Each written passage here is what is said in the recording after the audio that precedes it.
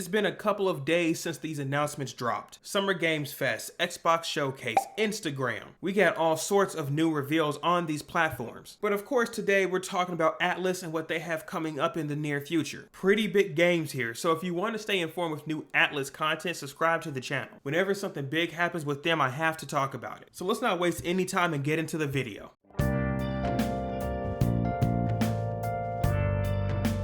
So if you haven't heard, Atlus has revealed 3 new games coming down the pipeline. Good news is 2 of these games are what people wanted to see, and the other game is something that people unfortunately expected. Let's start off with the game that has the least hype and then build up to the one with the biggest announcement. The first game on the list is Persona 5 Tactics. This is undoubtedly the most boring game on the list, especially because it's just Atlus milking P5. But I don't want to spend all my time hating on the game, so let's just talk about it. P5T is a strategy game similar to Fire Emblem. You know, the games that you take your character and move them around like checker pieces. It's basically the same thing except with a little bit more flair, but also not the best design choice. While I'm sure many people will adore how this game looks, it's not the most appealing. You see, they revealed this game on a next-gen console, and to me, it doesn't look like it is. P5T looks like a game you should be playing on your Switch that came out in 2018. Plus, this game should also not be a full-price game. There's no doubt in my mind that they won't mark this game with a full 60 USD, and honestly,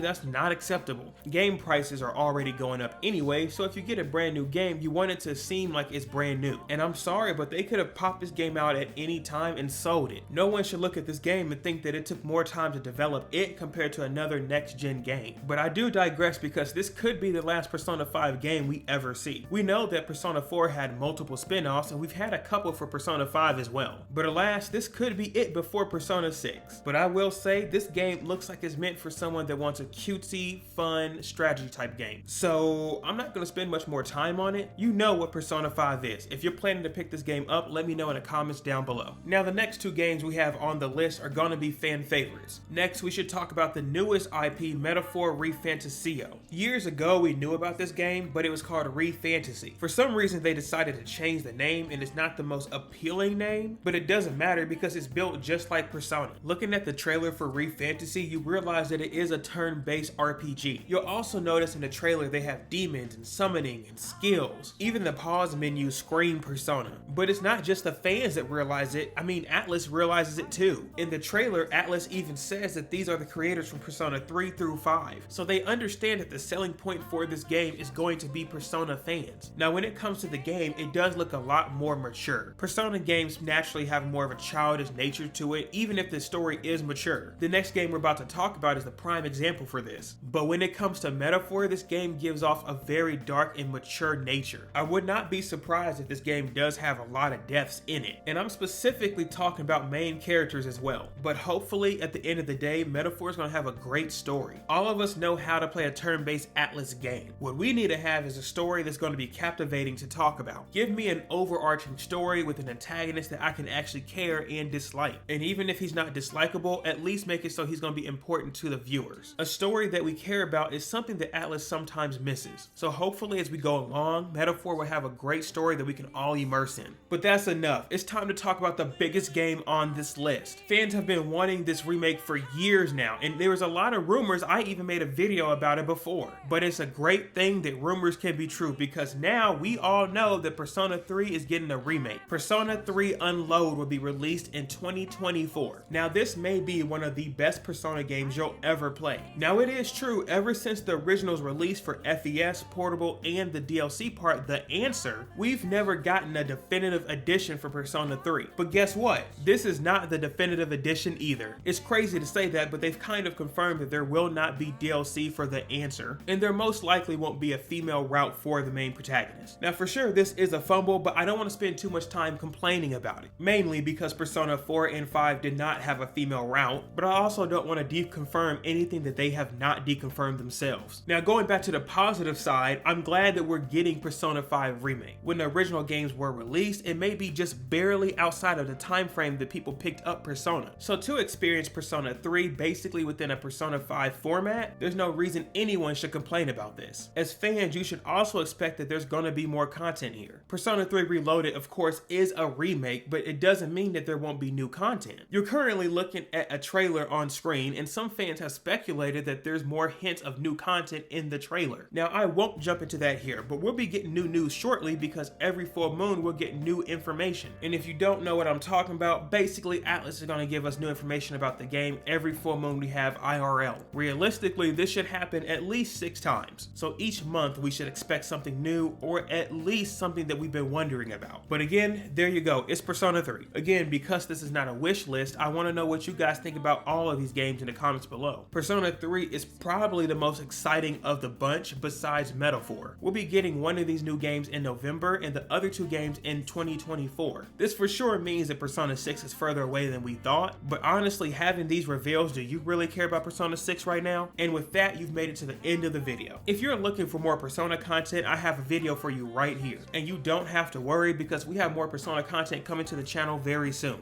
But for now, thanks for watching, subscribe to the channel, like the video, and I appreciate all the love and support. Y'all have a good one. Atlus fans, keep eating, boys.